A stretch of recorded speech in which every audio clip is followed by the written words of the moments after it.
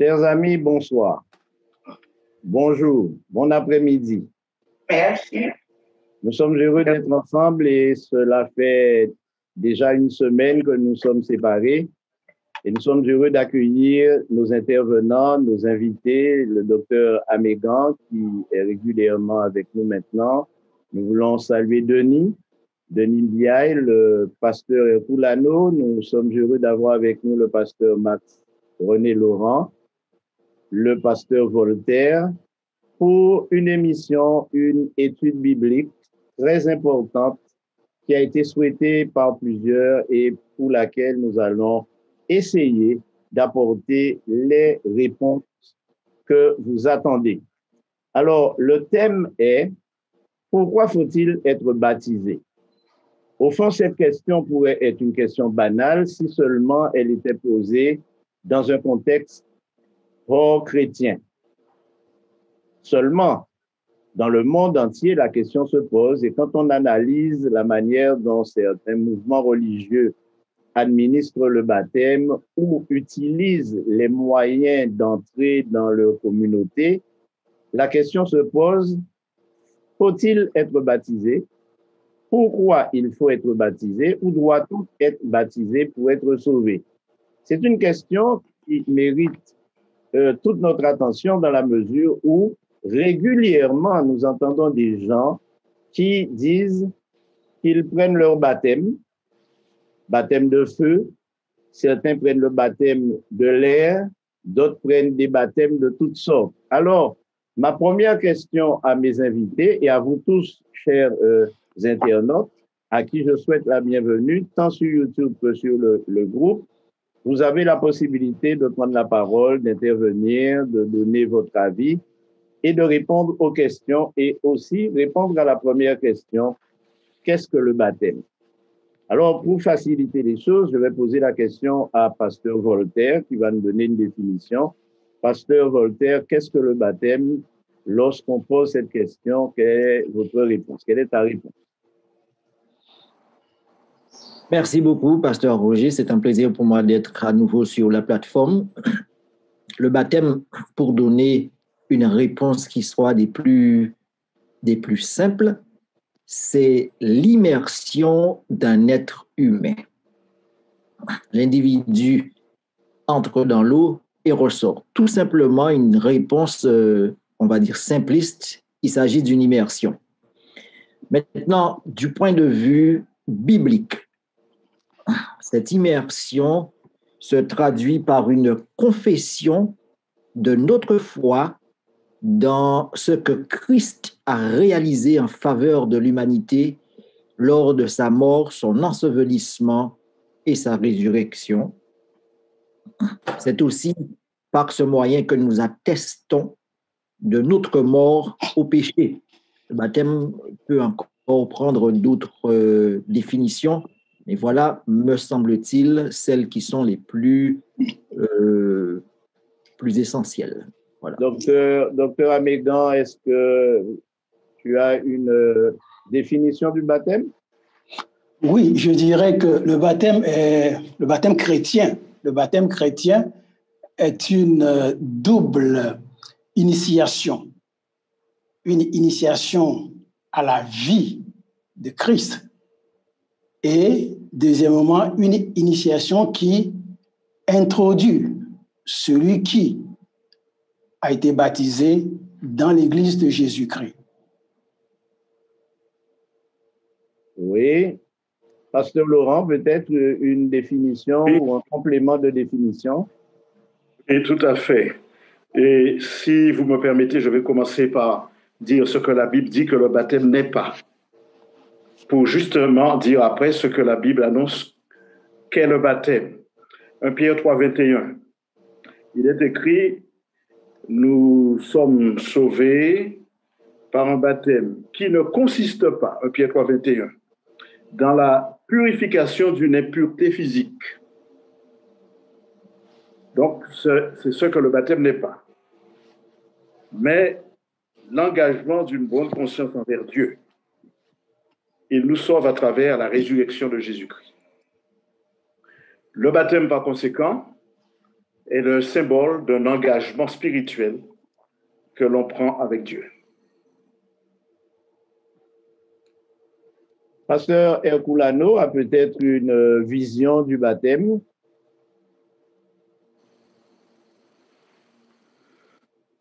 Pasteur Herculano? Exactement, le baptême vient d'un mot grec qui veut dire baptizos, qui veut dire tremper.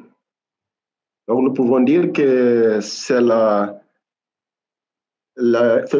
une cérémonie qui marque la séparation de la personne du monde avec un nouveau engagement, avec une nouvelle vie en Jésus-Christ. Alors, nous avons entendu pratiquement tous nos invités sur la question. Est-ce que Denis a une définition du baptême qui serait aussi en accord avec le Coran, peut-être? Le Coran parle pas du baptême comme les chrétiens, mais le Coran parle de nouveau départ, c'est-à-dire de se baser sur les hadiths et sur la loi charia en tant que telle. Mais j'aimerais rebondir un peu sur la question. Moi, je dirais que le baptême, c'est un nouveau départ. Dieu nous offre une nouvelle opportunité pour commencer une nouvelle vie avec lui. Merci. Alors, je vais vous inviter à lire une définition du baptême, qui est une définition plutôt encyclopédique. Le baptême, selon Wikipédia, le baptême ou baptême d'eau, donc il y a une différence et nous allons l'aborder tout à l'heure, dit est un rite ou un sacrement symbolisant la nouvelle vie du croyant chrétien. Il est partagé par la quasi-totalité des églises chrétiennes, étant donné son importance dans les textes bibliques. L'eau symbolise à la fois la mort par noyade des baptisés dans leur ancienne vie, caractérisée par le péché, et leur nouvelle naissance dans une vie nouvelle et éternelle. Et bien sûr, l'encyclopédie précise des choses qui sont intéressantes et qui vont alimenter nos réactions.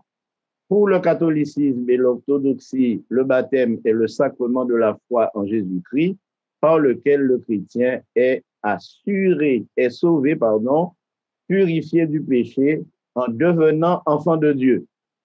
Pour le protestantisme traditionnel, le baptême est seulement un signe d'humanité entière, un signe. L'humanité entière est infectée par le péché originel que seul le sang de Jésus-Christ peut laver.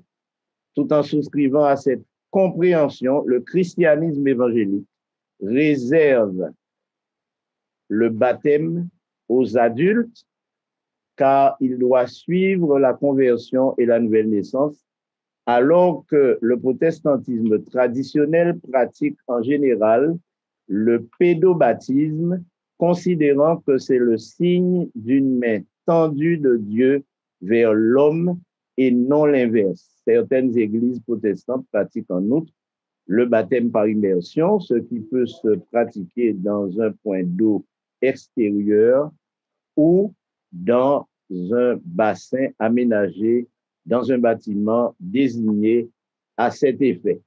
Alors, voilà une large explication de ce qu'est le baptême et cela nous pousse maintenant à situer le baptême dans la vie chrétienne.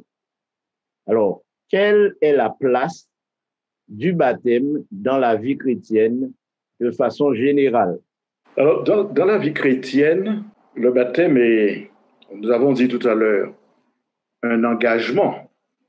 Mais comme la définition du baptizo a été effectivement très justement prononcée, baptême veut dire plonger, veut dire en même temps ensevelissement.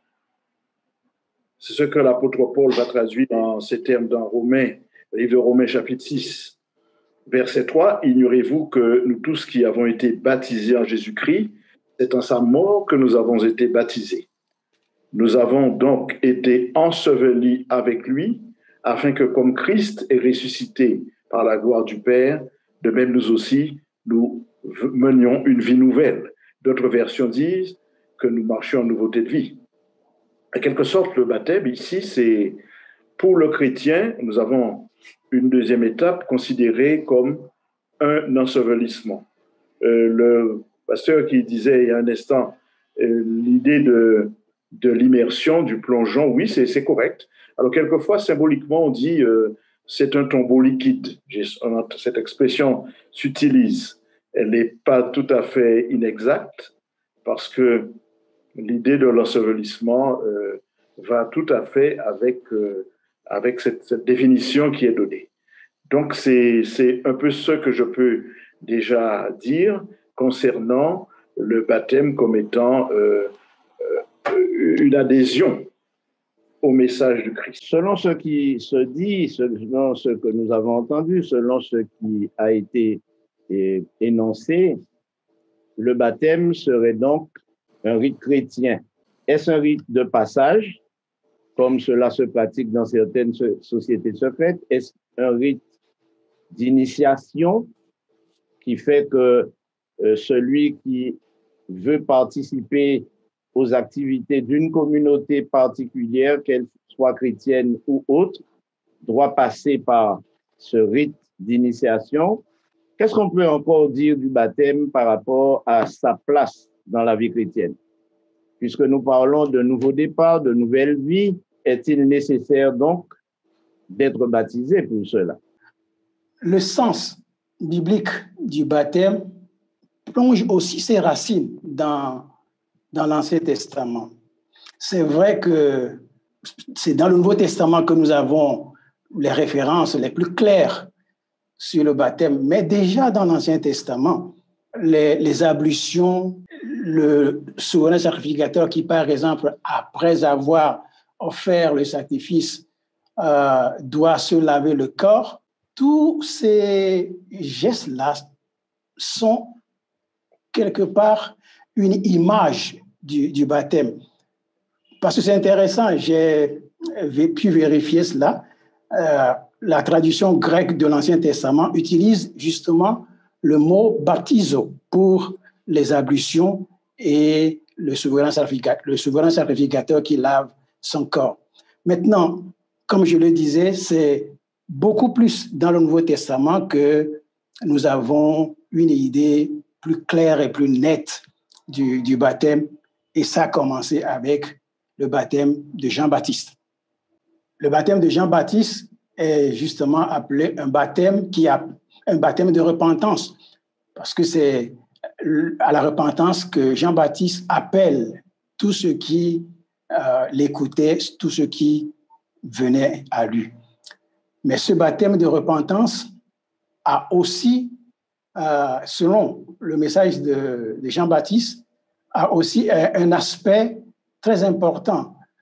En plus de la repentance, Jean-Baptiste dit que le baptême offrait à celui qui est baptisé le pardon de ses péchés. Je voudrais simplement, avant d'aller un petit peu plus loin, revenir sur la définition présentée de Wikipédia qui a fait allusion à une certaine noyade du vieil homme.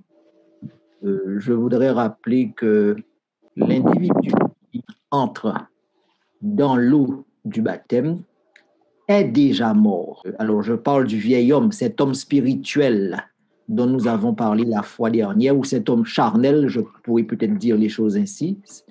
Il est déjà mort. Et lorsqu'il est enseveli, c'est pas à ce moment-là qu'il connaît la mort. Il connaît la mort antérieurement. C'est parce qu'il est mort qu'il est enseveli et qu'il ressuscite, symboliquement. Maintenant, je rejoins ce que disait le pasteur Amégan. L'origine du baptême remonte avant l'ère du christianisme.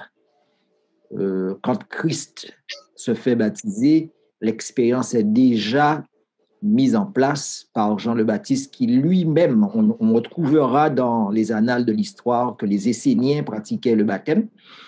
Et en faisant référence à ce que disait le pasteur Max-René Laurent, Pierre en parle, car en effet, c'est à ce titre que l'on pratiquait le baptême d'alors et qui servait de purification du corps, purification physique. Mais ici, Christ va donner une dimension autre au baptême en faisant une purification, un symbole plutôt, d'une purification du cœur. L'homme, la personne qui se fait baptiser, pour répondre plus précisément à ta question, cette personne entre dans l'expérience chrétienne. Alors, on a pour habitude de dire dans notre patois de Canaan que cette personne épouse le Christ, entre en mariage avec le Christ, accepte de devenir un avec le Christ et par voie de conséquence entre dans le corps de Christ et devient membre de la famille de Dieu. Donc, en effet, le baptême est un symbole, est un rituel. Alors, je mets ça entre guillemets, parce que pour moi, c'est bien plus qu'un rituel, on en parlera tout à l'heure, et qui donc marque la nouvelle expérience de celui qui rencontre le Christ et qui veut désormais marcher, cheminer avec lui. Et maintenant, pour peut-être aller un petit peu plus loin, lorsque le Christ envoie ses disciples juste avant qu'il ne s'en aille vers son Père dans Matthieu chapitre 28, il dira « Tout pouvoir m'a été donné dans le ciel et sur la terre. Allez, faites des disciples, qu'ils soient baptisés. » Donc, il y a un lien étroit entre la notion de discipulat et celle du baptême. Il y a un lien étroit entre son statut désormais de disciple et de pouvoir prendre pleinement part à l'action de Dieu dans le cadre de l'extension de son royaume. Oui, j'ai bien compris que celui qui entre dans l'eau est déjà mort et le liquide va lui servir de linceul. Il sera enseveli de cette façon et va lui servir en même temps de tombeau dans lequel il devrait s'endormir. Seulement, le geste du baptême est un geste en deux temps. L'individu qui entre dans l'eau, ensuite, il se relève pour mener une nouvelle vie. Alors, j'aimerais poser la question, mais y a-t-il un secret dans le fait d'être dans de l'eau, dans le fait d'être plongé et ensuite de continuer à vivre? Qu'est-ce qui se passe en réalité entre, parce que le geste même du baptême dure environ 10 secondes. Plonger et relever, c'est 10-15 secondes. C'est pas long, à moins que le pasteur ait décidé de se venger de l'individu. Alors, si tu gardes la personne 15 minutes sous l'eau, alors là, ce sera un meurtre. Oui, c'est surtout si le pasteur est bègue. Ça fait 3 secondes.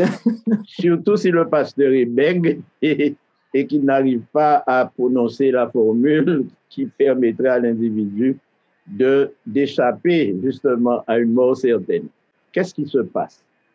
Peut-on expliquer le phénomène de ce changement de vie qui se produit au moment où le rituel est pratiqué? En fait, à quel moment quelqu'un décide ou choisit d'être baptisé, le baptême chrétien?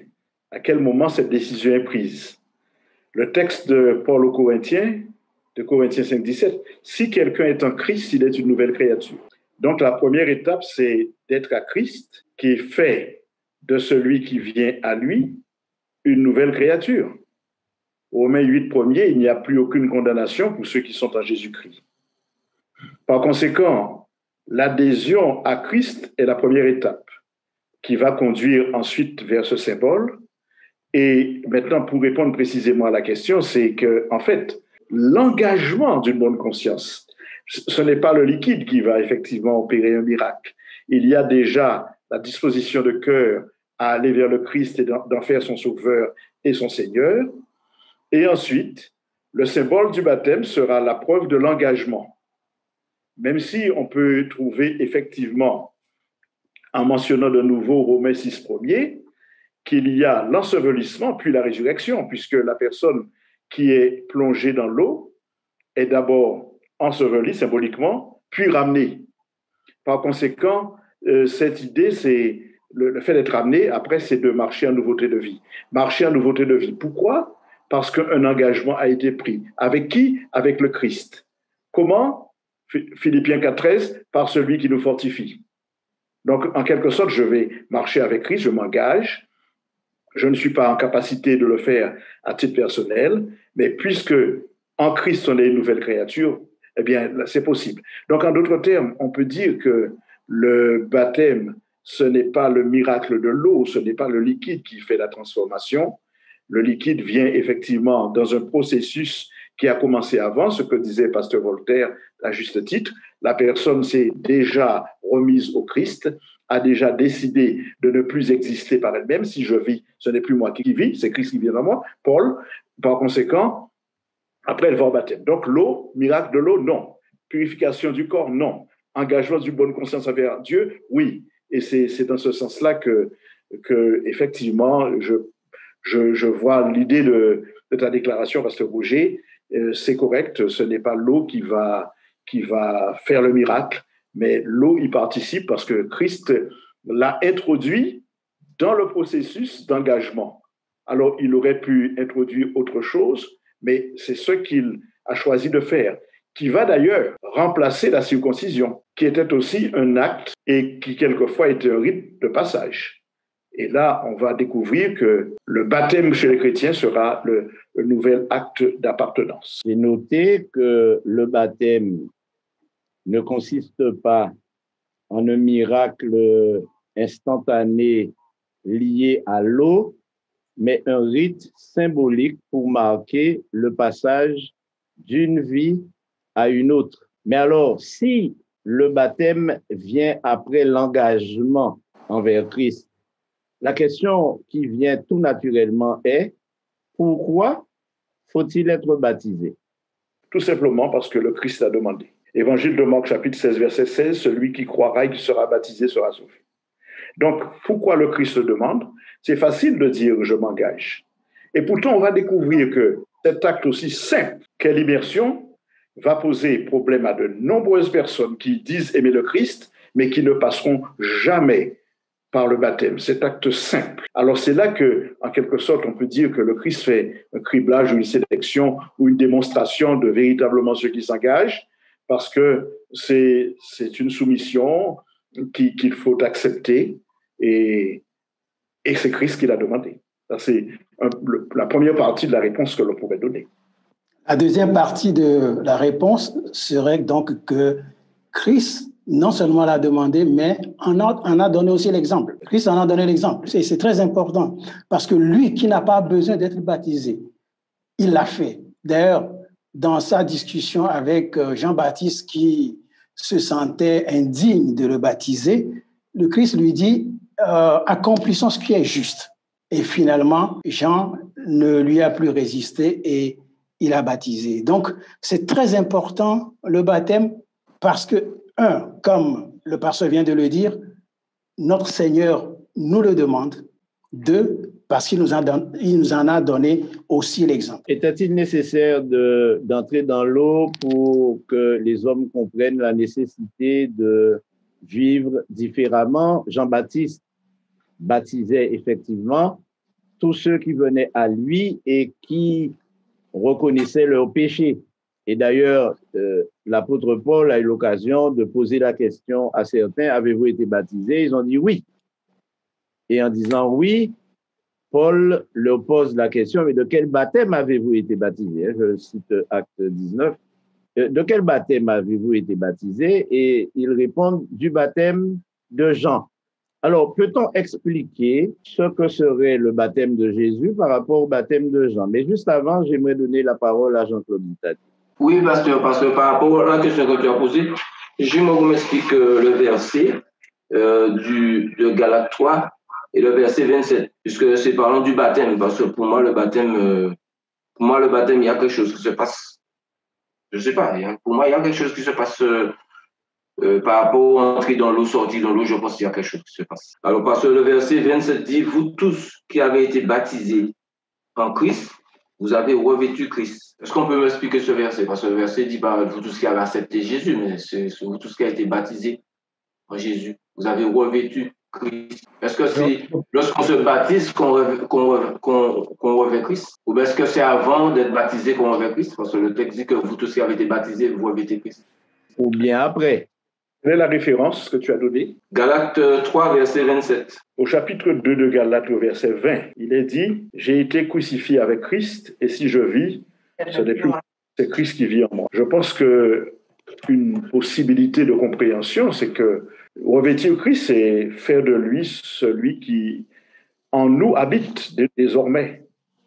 Et comme les collègues l'ont mentionné plus tôt, c'est pas l'eau qu'il fait, c'est pas l'eau, c'est l'engagement qui est pris de faire de Christ son sauveur, de faire de Christ celui qui dirige la vie et le Seigneur, donc, et le Seigneur de notre vie.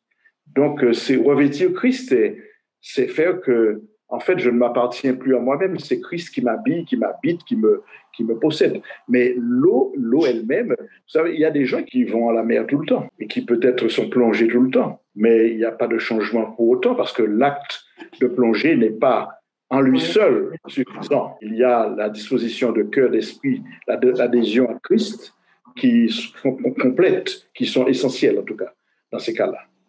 Ça, c'est ma réponse, ma façon de voir. Cela évoque chez moi un souvenir qui est très lointain puisqu'il a maintenant plus d'une quarantaine d'années, même 50 ans.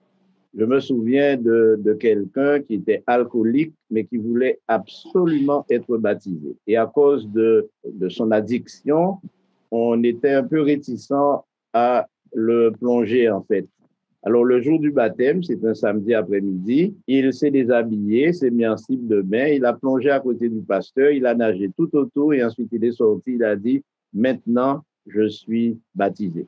Bon, voilà une expérience cocasse. Parce que, pasteur, justement, c'est parce que je pose la question, parce que, en fait, lorsque on regarde le sanctuaire, par rapport aux colonnes, les colonnes disent que les colonnes sont la vie de Jésus, que Jésus nous donne, qui nous impute sa vie, et à ce moment-là, on l'appartient deux fois. C'est pour montrer que c'est vraiment une nouvelle naissance, c'est plus la personne auparavant qui vit, mais c'est un rite, mais c'est un rite que pour moi qui est vrai, c'est un vrai truc, que pour moi c'est un vrai truc, c'est un truc que lorsque tu te fais baptiser, il y a quelque chose qui se passe qui fait que tu as des pensées différentes, tu vois les choses différemment. Si vraiment tu as fait l'acte de baptême, quoi, si vraiment tu t'es baptisé, tu as accepté Jésus dans ta vie, il y a quelque chose qui doit se passer. C'est pas la même chose, c'est pas la même personne qui ressort, c'est pas la même personne. Si c'est la même personne qui sort, c'est comme si c'était pas baptême. Pour moi, personnellement, je vois qu'il y a quelque chose de différent, parce que moi, lorsque je suis baptisé, c'était différent. Je vois tout différent. Tout avait changé. Mais pour répondre à cette question-là, je fumais 2 paquets de cigarettes par jour. Lorsque je suis baptisé, je ne fumais plus. C'était terminé, c'était fini. Parce que tu avais engagé une bonne conscience envers Dieu. Tu étais un homme sincère, tu l'es encore, mais tu avais fait un acte de sincérité. Parce que remarquons un texte que nous avons dans le livre de Acte 10, verset 47. C'est l'apôtre Pierre qui dit à ses interlocuteurs quand il est allé chez Corneille, « Peut-on refuser l'eau du baptême à ceux qui ont reçu le Saint-Esprit tout comme nous ?» Ils ne sont pas encore baptisés et ils ont déjà reçu le Saint-Esprit. Ça, ce sont des cas exceptionnels. On ne peut pas trouver ça une règle parce que le texte biblique dit généralement, en Acte 2:38, chacun de vous soit baptisé et vous recevrez le don du Saint-Esprit. Mais là, voilà un cas de personnes qui reçoivent le Saint-Esprit et certains veulent refuser le baptême parce qu'ils sont païens et Pierre leur dit, mais non, comment pouvez-vous le refuser le baptême? Ils ont déjà le Saint-Esprit. C'est pour bien montrer, comme disait Pasteur Voltaire tout à l'heure, que l'engagement, la mort au péché et tout cela précède l'immersion. Et l'immersion vient en quelque sorte sceller, démontrer l'engagement que l'on a pris envers le Christ. Voilà un des aspects. J'aimerais rebondir sur la question du frère. Comment comprendre cette expression, vous tous qui avez été baptisés, vous avez revêtu Christ. Je me souviens avoir lu ce commentaire d'un professeur du Nouveau Testament et spécialiste en grec qui disait que Évidemment, lorsque nous lisons la Bible, nous avons besoin de nous mettre à la place de ceux auxquels la lettre ou le message a été adressé originellement.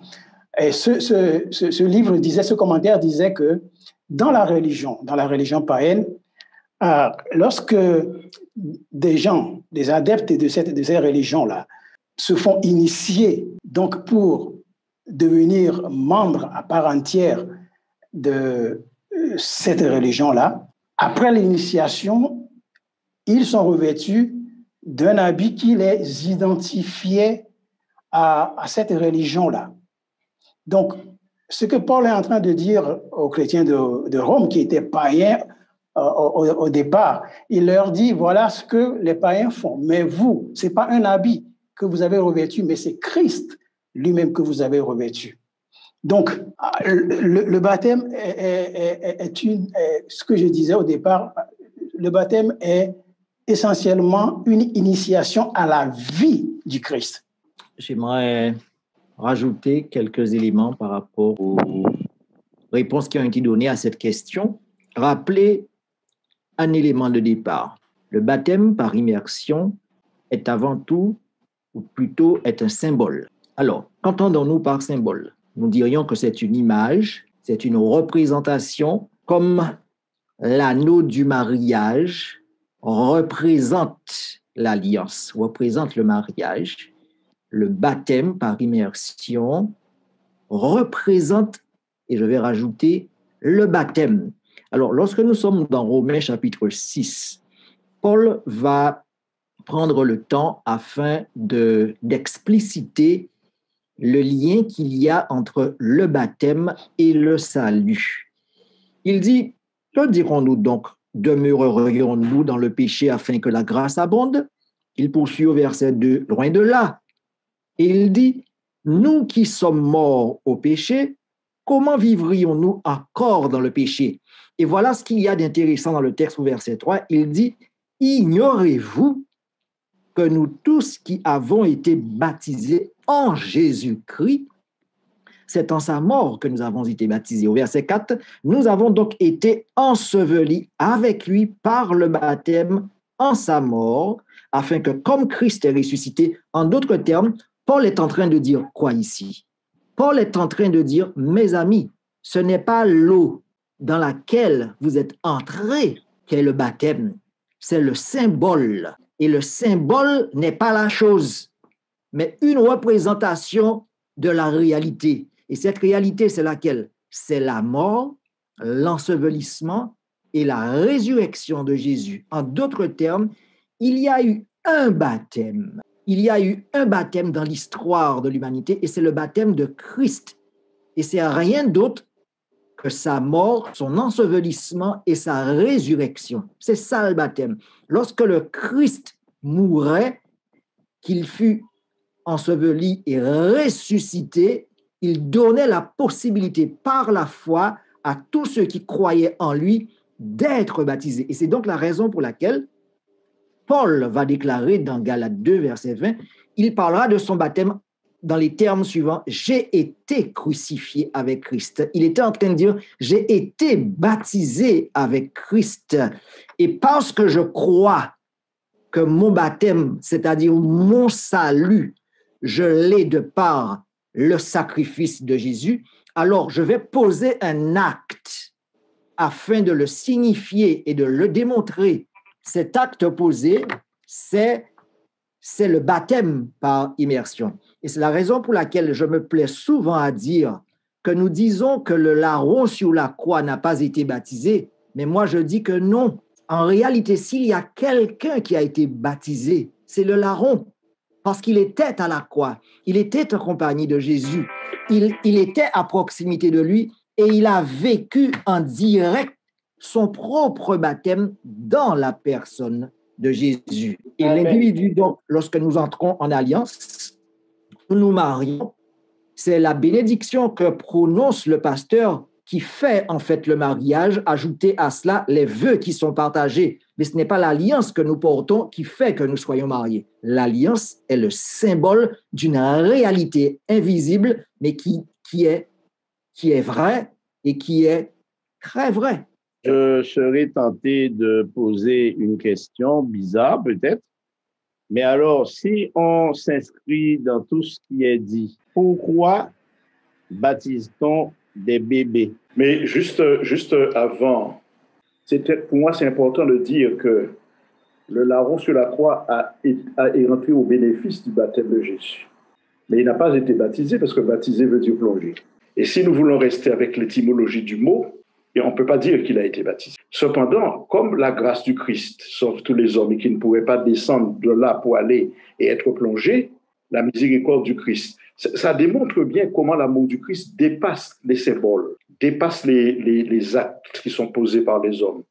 Mais ça n'enlève rien la valeur de ce qu'il a établi comme un rite, si on veut dire comme ça. Je ne crois pas que le baptême soit un rite de passage, mais au moins un rituel qui va nous emmener vers la démonstration d'un engagement.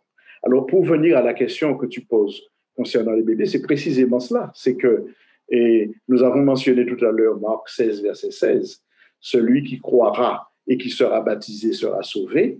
Alors, pour être baptisé, la condition sine qua non, c'est de croire ce qu'un bébé n'est pas en mesure de faire. Comment expliquer que des milliers, pour ne pas dire des millions de chrétiens pensent qu'ils sont baptisés alors qu'ils n'ont jamais été plongés? Mon témoignage, si tu permets, Pasteur Voltaire, parce que je suis un de ceux-là. Peut-être pas Pasteur Voltaire, que je connais, qui est un ami, mais moi, je suis passé par ce qu'on appelle le baptême du bébé. Lui, Pasteur Voltaire, a eu ce privilège d'être directement immergé.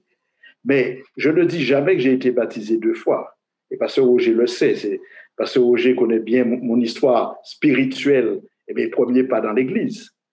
Je dis toujours que j'ai été aspergé puis baptisé, parce que je reste à la définition. Donc l'aspersion, c'est ce que pratiquait l'Église romaine dont je suis originaire au départ, et qui, avec un peu d'eau et quelques paroles que je n'ai pas entendues puisque j'étais bébé, mais qui m'ont été racontées et que je n'ai jamais entendu par la suite parce que je n'ai jamais assisté à une cérémonie d'aspersion, eh bien, on dit que l'enfant est baptisé. Maintenant, baptisé non, aspergé oui. Pourquoi pas baptisé? Parce qu'il n'a pas été immergé. Deuxièmement, parce que le baptême étant l'engagement d'une bonne conscience envers Dieu, il n'a pas engagé sa conscience. Deuxièmement, parce que celui qui croira et qui sera baptisé sera sauvé, il n'a pas cru. Alors, pour moi, c'est ne pas dire vrai au peuple. Et je suis content que cette opportunité que tu donnes à tes internautes et à tous ceux qui sont présents d'y réfléchir. Si l'on veut, conformément à la parole de Dieu, être baptisé, il faut le faire, comme disait Pasteur Amégan, entrer comme le Christ dans l'eau pour être immergé. C'est le seul baptême biblique, c'est le seul enseignement qu'a donné le Christ. Il est vrai que toutes les définitions que l'on donne du baptême associent l'immersion à l'aspersion. Et ce qui veut dire que certains chrétiens estiment qu'il faut de l'eau simplement pour sceller cette alliance. Alors, à quelles conditions peut-on sceller son alliance? Avec une goutte d'eau, un verre d'eau, ou tout simplement un bassin ou un étang? Comment expliquer le fait que l'eau a tant d'importance pour certains et peut se résumer à une goutte simplement sur le front ou sur la tête? J'aimerais revenir sur l'origine même du baptême des enfants. Le baptême des enfants est né de la doctrine de l'enseignement du péché originel. On croit que l'enfant naît avec un péché qu'on qualifie de péché originel qui sera la cause de sa perte si on ne le baptisait pas.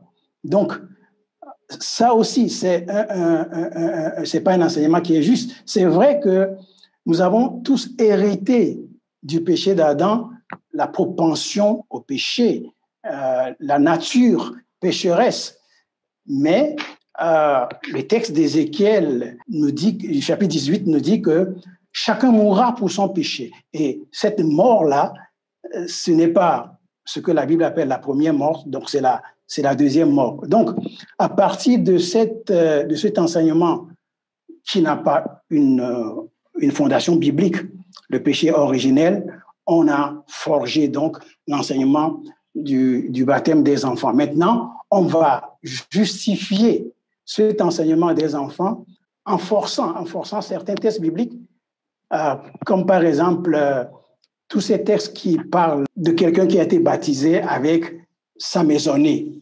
Par exemple, le geôlier de Actes chapitre 16, Paul et Silas lui dit crois au Seigneur Jésus et tu seras sauvé, toi et ta famille. Donc, on prend ces textes-là et on dit, puisque ces textes et beaucoup d'autres qui parlent du baptême d'un chef de famille et de sa maisonnée, on part donc de tous ces textes-là pour dire que les enfants aussi sont inclus dans tous ceux qui ont été baptisés parce que ces enfants faisaient partie de la famille. C'est un bon moyen d'ailleurs d'avoir des adeptes à bon marché lorsque l'on peut, dès la naissance d'un individu, faire de lui un membre d'une communauté à laquelle il ne souscrit pas, il n'adhère pas.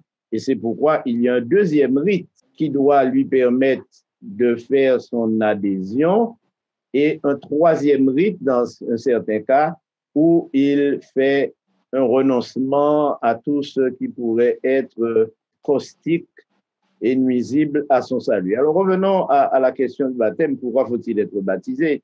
Si nous partons du principe que c'est l'engagement d'une bonne conscience, que l'eau est un symbole visible de cet engagement, lorsque quelqu'un revient d'une cérémonie de baptême après avoir été plongé, peut-on décemment expliquer que c'est parce qu'il a été baptisé que son comportement a changé?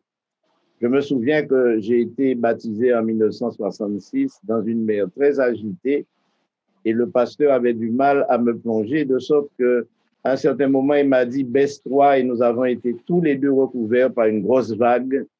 Et c'était à Trois-Rivières et c'était un moment important. Mais je ne me souviens pas avoir été électrisé dans l'eau. Je n'ai pas senti comme quelque chose entrer dans mon ventre, dans mon corps, dans mon cœur. Mais il n'empêche que ce jour-là avait de l'importance parce qu'il marquait ma décision de ne plus être aussi bon garçon que je l'étais avant. C'est un peu ce que ça veut dire. Donc, il faut bien comprendre qu'il n'y a pas un caractère mystique au baptême. Au fait, lorsque l'on est baptisé, on a, dans certains cas, certaines personnes ont beaucoup peur de l'eau, ont peur de se noyer, ont peur d'absorber de l'eau parce qu'elles ne sont pas sûres de survivre à cela. Mais il faut expliquer maintenant la raison d'être du baptême dans la vie chrétienne. Si c'est un moment, une ligne de démarcation, alors qu'est-ce qui conditionne quelqu'un à prendre la décision d'être baptisé? Alors, j'ai entendu parmi les intervenants quelqu'un dire que le baptême, c'est aussi la célébration de la vie. Donc, j'aimerais savoir, y a-t-il un lien entre le baptême et le « tu ne tueras point ». Y a-t-il un lien entre le baptême et le commandement « tu ne tueras point ». Voilà. Alors, est-ce que tu peux expliquer pourquoi tu poses cette question? Tu ne tueras point, pour moi, c'est le respect, c'est le respect de la vie, le respect de la vie des uns et des autres. Tu parles de la vie du vieil homme, de la vie de... Qui est-ce que tu ne veux pas tuer dans toute cette histoire? Je veux prendre l'exemple de certains croyants qui vont jusqu'à tuer leurs semblables sous prétexte qu'ils ne sont pas croyants comme eux-mêmes. Je pense que tu fais référence à certains extrémismes qui veulent éliminer de la planète tous ceux qui ne croient pas. Mais alors, ils ne font pas la distinction entre les baptisés et les non-baptisés. Il suffit simplement de s'identifier comme opposés à leur croyance. Donc, je ne sais pas si quelqu'un veut donner un élément de réponse. Peut-être que nous dirons que s'il y a une relation entre le baptême et ce commandement qui est le 6e, je crois. C'est le même rapport entre le baptême et tous les autres commandements aussi. Celui qui est baptisé est né de nouveau. C'est parce qu'il a fait l'expérience de la nouvelle naissance qu'il témoigne publiquement de sa nouvelle naissance par le baptême. Donc, quelqu'un qui a fait l'expérience de la nouvelle naissance ne peut plus, s'il le faisait auparavant, ne peut plus tuer son prochain. Enfin, c'est pas sur la question posée, c'est que je suis un petit peu Là, tu veux, c'est une autre question parce que, en fait, si, on peut répondre à cette question, mais je vais poser ma question quand même. Si quelqu'un peut me répondre, il va me répondre. C'est que je me demandais, parce que comme on dit que le baptême, l'eau, voilà. Alors, je me demandais, parce que comme Marc 16 dit que celui qui croit se fera baptiser sera sauvé. Alors, il y a déjà croire, mais est-ce qu'on peut croire et puis ne pas passer par l'eau? Parce que comme l'eau n'a pas, je sais pas moi, n'a pas beaucoup de. C'est juste un symbole, un rituel, juste un rite, je sais pas, quelque chose de mis. Est-ce qu'on peut croire seulement? Est-ce qu'on peut croire seulement que quelqu'un qui croit seulement, qui n'a pas besoin de se faire baptiser, est-ce que c'est bon? Est-ce qu'il est de la famille de Dieu? Non, je disais que celui qui croit, il est obéissant. Parce que la foi, c'est croyance, confiance et obéissance. Le Christ déclare celui qui croira et qui se fera baptiser sera sauvé. À partir du moment où je crois en ces paroles du Christ, j'obéis à ce qu'il demande. Donc, je lis les deux. Il y a un lien. Pasteur, en plus de cela, il y a le texte, la commission, le mandat évangélique, Matthieu chapitre 28, où Jésus nous demande d'aller faire des disciples. Et dans ce processus de faire des disciples, il y a aussi le baptême. Donc, pour être complet, on instruit la personne accepte Jésus comme son sauveur et son Seigneur, et il se fait baptiser parce que ça fait aussi partie du processus du discipulat. Y a-t-il un âge pour être baptisé, sachant que le Christ, lui, a donné l'exemple alors qu'il était déjà un jeune adulte, en fait? J'aimerais répondre à ta question en faisant référence au discours que va prononcer l'apôtre Pierre lors de l'effusion de l'Esprit Saint à la Pentecôte. Nous sommes dans Actes chapitre 2. Et voilà la réaction des personnes qui reçurent le témoignage de Paul. Actes chapitre 2 au verset 37. Il est dit, après avoir entendu ce discours, alors Pierre fait bien de préciser certains termes. Alors, on parle d'entendre un discours, d'accord? Après avoir entendu ce discours, ensuite il dit, ils eurent le cœur vivement touché. Donc, on entend, mais il y a un travail suivant qui se fait. Il y a le cœur qui est touché, c'est-à-dire non seulement les émotions, l'intellect, va conduire à une prise de décision. Et cette prise de décision fait suite à la question qui est posée, hommes frères, que ferons-nous? Vous avez dit ces choses. Maintenant, que faut-il faire pour aller plus loin? Que faut-il faire pour entrer dans cette alliance? Et maintenant, Pierre leur dit, repentez-vous. La repentance, donc, précède le baptême par immersion et que chacun de vous soit baptisé au nom de Jésus-Christ. Alors, moi, je répondrai de façon générique à ta question. À partir de quel âge peut-on être baptisé? Je dirais à partir du moment où vous êtes capable d'entendre, d'avoir le cœur touché, de prendre une décision, de vous repentir, de regretter vos fautes et d'être assez responsable pour entrer en alliance, c'est-à-dire être en capacité d'entrer et de maintenir et de se maintenir dans l'alliance, alors je dis, voilà l'âge pour être baptisé. Je m'adresserai donc à Denis parce qu'il y a une autre question qui vient souvent à propos du baptême. On a remarqué que dans l'islam, ce sont souvent les garçons qui peuvent aller à la mosquée, et ils y vont très tôt. Y aurait-il un moyen dans le Coran qui explique comment entrer dans une nouvelle vie? Le Coran reconnaît toute personne comme un musulman. On est musulman, on ne devient pas musulman, mais on est musulman. Et là maintenant, le fait pour le baptême, parce que on appelle ça baptême, mais en réalité, ce n'est pas le baptême. C'est donner nom à l'enfant.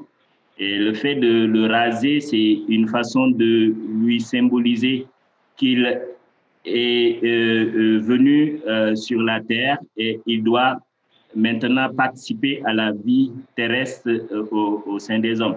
Maintenant, le fait de crier la shahada sur son oreille, c'est de le préparer à recevoir l'appel à la prière. Voilà.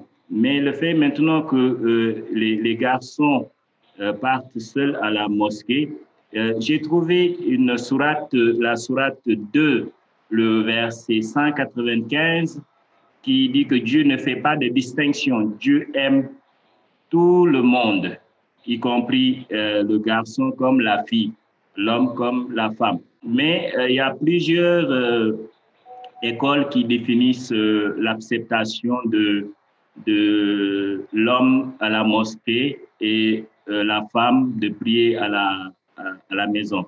Mais j'ai trouvé une sourate, la sourate 4:34, que je veux lire. Les hommes ont la charge et la direction des femmes, vu les avantages que Dieu a accordés aux uns de préférence aux autres, et vu qu'ils ont dépassé de leur argent, les vertus sont pleines de craintes pieuses et sauvegardent le dépôt de leur mari à son absence par la sauvegarde de Dieu. Donc, en quelque sorte, la sourate donne l'autorisation à l'homme de régner sur la femme parce que l'homme a payé la dot pour marier la femme. Et maintenant, du temps du prophète Mohammed sallallahu alayhi wa sallam, il a autorisé aux femmes d'aller à la mosquée, mais sous des conditions que la femme a des habits vraiment décents, et aussi qu'elle ne se parfume pas, mais qu'elle reste derrière, qu'elle n'influence pas les hommes dans la mosquée. Et ça aussi, il y a plusieurs commentateurs et plusieurs savants musulmans qui continuent à enseigner ce que Mohammed a enseigné. Par exemple, il y a Cheikh Bakr Abdul Zaïd qui a donné les 9 points pour que la femme puisse aller à la mosquée. C'est être à l'abri de la tentation, c'est la présence de son mari. Si elle doit aller à la mosquée, elle doit être accompagnée par son mari. Elle ne doit pas se bousculer avec les hommes parce qu'il y a toujours une porte réservée à la femme. Donc, si nous faisons la remarque, dans les mosquées, il y a toujours une porte ou une salle réservée pour les femmes. C'est pour empêcher à ce que la femme influence le mari parce que selon la philosophie musulmane, l'homme est un peu faible, l'homme peut succomber le fait de toucher la femme, l'homme peut devenir impur, ainsi de suite. Donc, elle ne doit pas être parfumée parce que selon l'islam, le parfum peut attirer certaines sensations chez l'homme. Elle doit, comme je l'ai dit, elle doit se vêtir correctement. Voilà, c'est ce que je peux dire pour l'instant. Donc, si on comprend bien, Denis, il n'y a pas de baptême pour les enfants, il n'y a pas de baptême pour les femmes, et il n'y a pas de rite qui marque une adhésion ou éventuellement un recul par rapport à la vie passée.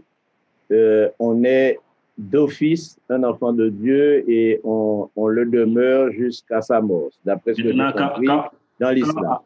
Maintenant, quand on accepte, par exemple, un chrétien ou un animiste qui découvre l'islam et qui veut adhérer à l'islam, la personne qui vient à la mosquée pour demander son adhésion à l'islam, on lui rase la tête et après, il récite la shahada, qui est une formule de l'adhésion, qu'il accepte maintenant qu'il y a un seul Dieu et que Mohammed est le sceau des prophètes. Alors, la question était à quel âge doit-on être baptisé ou est-ce qu'il y a un âge?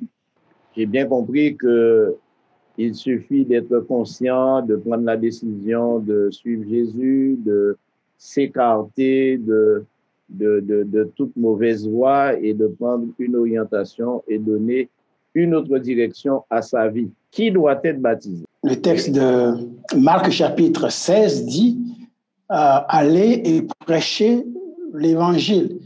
Celui qui croira et qui sera baptisé sera sauvé. » Et un autre texte dans les Actes des Apôtres, Actes chapitre 2, donc l'appel de Pierre aux Juifs qui étaient là et qui l'ont écouté, qui ont écouté son message.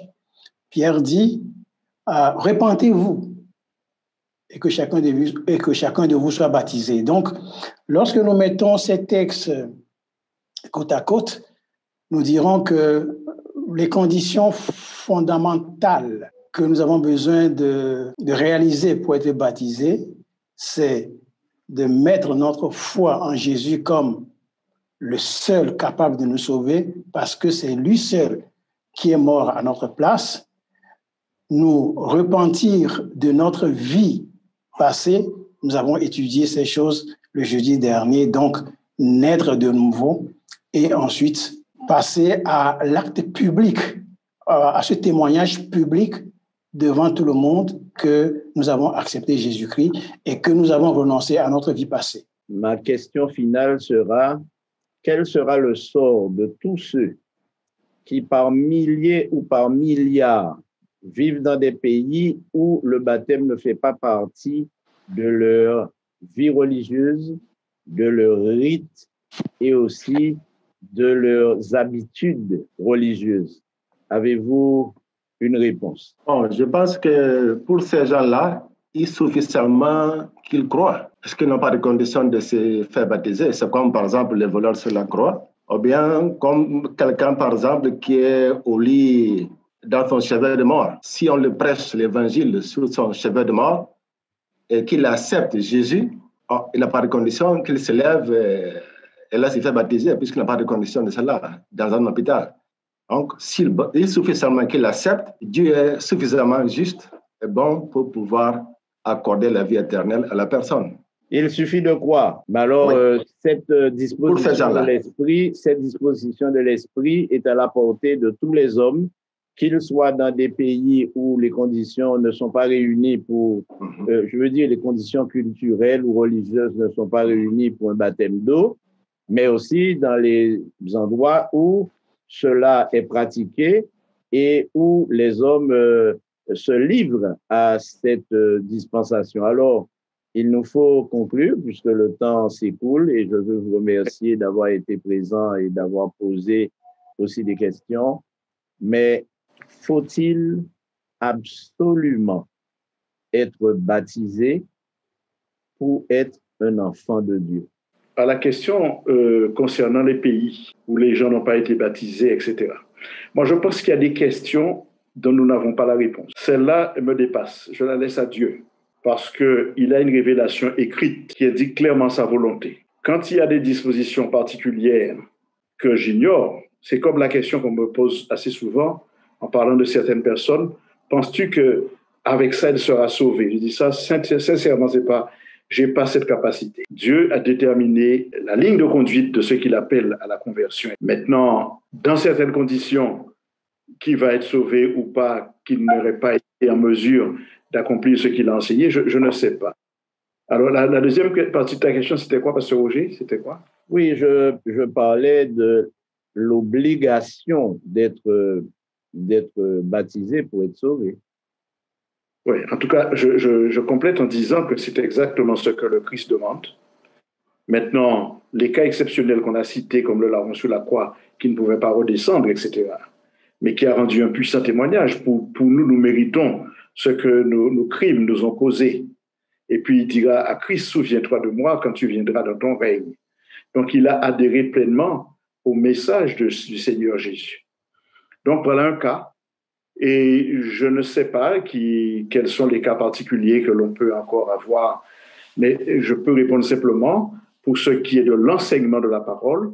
L'invitation qui est faite à tous les hommes, c'est qu'ils soient sauvés. Et Jean 3,16, il a donné son Fils unique afin que quiconque croit en lui ne périsse point, mais qu'il ait la vie éternelle. Donc, quiconque croit, c'est une invitation générale et c'est une invitation à croire. Et encore, Marc 16,16, celui qui croira et qui sera baptisé sera sauvé. Il y a un lien. Donc, l'enseignement biblique, c'est que le baptême, c'est l'engagement de la bonne conscience, c'est l'adhésion au Christ, etc. Maintenant, les cas qui sont particuliers, il y en a certainement, comme tu en as fait mention, et d'autres aussi. Je ne sais pas. Sur YouTube, nous avons quelques questions avant de terminer. Alors, il y a quelqu'un qui nous pose la question suivante. Si quelqu'un se fait baptiser par immersion et n'est pas dans la religion adventiste, peut-il se refaire baptiser sachant qu'il y a un seul baptême? Personnellement, c'est une question à laquelle je réponds toujours personnellement à quelqu'un. Et ce n'est jamais une question à laquelle je réponds comme cela, qu'on pourrait être tenté de le faire. Et je pense que c'est une question tout à fait personnelle et qui mérite une réponse tout à fait personnelle. Parce que une réponse générale peut être mal interprétée par d'autres personnes qui l'entendront. Alors, c'est vrai, mais il faudrait saisir la dernière partie de sa question qui mérite quand même une réponse, puisqu'il dit, sachant qu'il y a un seul baptême. Donc, il y a une réponse à cette question. Si quelqu'un a été baptisé par immersion et qui devient membre d'une autre communauté, j'enlève l'acception adventiste. Le fait d'avoir été baptisé par immersion, est-ce une raison pour laquelle il ne pourrait pas être baptisé à nouveau? En fait, c'est ça la question. Même s'il faut considérer des éléments personnels pour donner à cette personne une réponse à son cas. Mais il y a beaucoup de cas de personnes qui posent la question, peut-on être baptisé plusieurs fois? En réalité, c'est ça le fond de la question. Avant de laisser l'occasion à d'autres de répondre, j'aimerais faire une clarification par rapport au texte d'Éphésiens 4, le verset 4, dont je pense que c'est à ce texte-là que notre ami fait référence. Il y a un seul baptême ne signifie pas qu'il y a une seule fois qu'on baptise. Ce n'est pas la même chose. Il y a un seul baptême, c'est ce baptême que Jésus a institué, dont Jésus lui-même nous a donné l'exemple. Donc, ne prenons pas ce texte pour dire que le texte parle du nombre de fois qu'on peut être baptisé. Oui, alors il y a une autre question. Je pense que nos internautes sur YouTube et qui nous suivent en direct saisissent bien le sens de vos réponses.